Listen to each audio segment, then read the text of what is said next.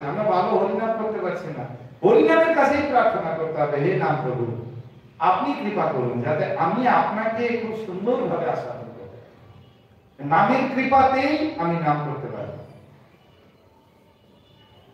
আমরা যদি অনেক সময় অনেক মশালা দিই, জল বেশি করে খাও, সোজা হয়ে বসো, এই করো তা করো, হরিনাম প্রভুর কৃপা যতক্ষণ না হবে ততক্ষণ ঘুম আসবে। নাম করতে করতে কাঁচামরিচের দাম জিজ্ঞাসা করবো, আমার হয়েছে বলছি, এগুলো হবে না করবো। ঠিক সেরকম শাস্ত্র করে শাস্ত্রের কাছে আমাদেরকে কৃপা করতে হয়। আর এই রূপ গোস্বামী আমরা অলরেডি আলোচনা করে ফেলেছি। এই রূপ গোস্বামী সেবিত বিগ্রহ কে ছিল? রাধা গোবিন্দ দেব। আর রাধা দামোদর তিনি নিজ হাতে বানিয়েছিলেন। বানিয়ে কাকে উপহার দিয়েছিলেন সেবা করার জন্য? হ্যাঁ, জীব গোস্বামী। আমরা আলোচনা করেছিলাম না এটা শুরুতে।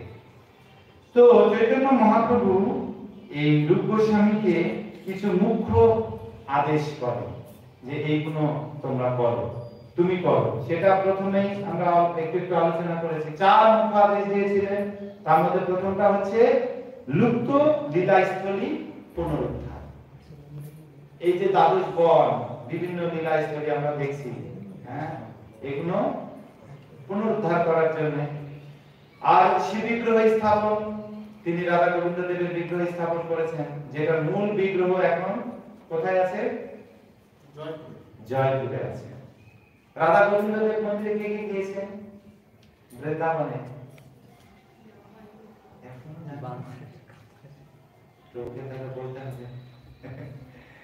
রাধা গোবিন্দ দেব বৃন্দাবনে মূলত আমরা 7টা মন্দির, মুখ্য মন্দির হিসাবে আমরা বলি, যারা যেগুলোকে আচার্য লোক সেবা পূজা করতেন।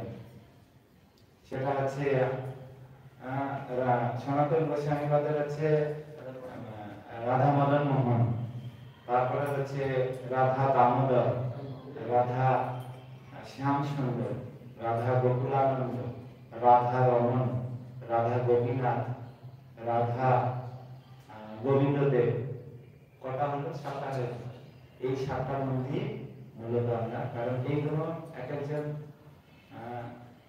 যেমন রাধা গোবিন্দ দেব এই রূপ গোস্বামী ছিল, সনাতন গোস্বামী পাদের ছিল রাধা মদন মোহন, রাধা রমন ছিল গোপাল ভট্ট গোস্বামী, রাধা দামোদর ছিল জীব গোস্বামী, রাধা গোকুলানন্দ লোকনাথ গোস্বামী, এরকম রাধা শ্যাম সুন্দর ছিল শ্যামানন্দ প্রভু। আচার্যরা, বিভিন্ন আচার্যরা এগুলো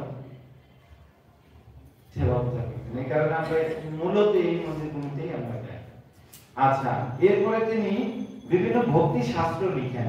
তার মধ্যে হচ্ছে ভক্তি রসামৃত সিন্ধু। আমরা জানি ভক্তি রসামৃত সিন্ধু আপনারা কে কে পড়েছেন? ভক্তি রসামৃত সিন্ধু কয়টা ভাগ আছে? পূর্ব ভাগ। আমরা মূলত পূর্ব ভাগেরটাই করি, পূর্ব রাগ বলে এটাকে। যাই হোক, এটা প্রভুপাদ পুরোটা টিকা লেখেননি, মূল আমাদের যেটুকু দরকার সেটুকু টিকা লিখেছেন। ভক্তি রসামৃত সিন্ধু, ললিত মাধব, বিদগ্ধ মাধব, উজ্জ্বল নীলমণি, পদ্মাবলী, দান কেলি কৌমুদী, স্তবমালা, লঘু ভাগবতামৃত, হংসদূত, এই কিতাবগুলি উনি লেখেন। এই কিতাবগুলি দর্শনে ভরপুর। কিছু আছে নাটকের মতো করে লিখেছেন, কিন্তু তাতেও দর্শন আছে। বিদগ্ধ মাধব, ললিত মাধব, এগুলি নাটকের মতো, কিন্তু দর্শন আছে। আর চতুর্থ যেটা বলেছিলেন, ভক্তিযোগ প্রচার করার জন্য। চিন্তা করে দেখুন, আমাদেরকে একটু প্রচার করতে বললে আমরা একটু, প্রভু সময় নেই, আমারই 16 মালা জপ করার সময় নেই, আমি আবার কাকে বলতে যাব, সময় কোথায়? এই রূপ গোস্বামী এত গ্রন্থ লিখেছেন। এরা যেমন সনাতন গোস্বামী প্রতিদিন গোবর্ধন পরিক্রমা করতেন। আমরা বছরে একবার করে, প্রভু বুদ্ধিতে দাও, আমাকে অটো ঠিক করে দিন। আর প্রতিদিন পরিক্রমা করতেন, 1000 বার বৈষ্ণব প্রণাম করতেন। ধন্যবাদ প্রণাম করছি।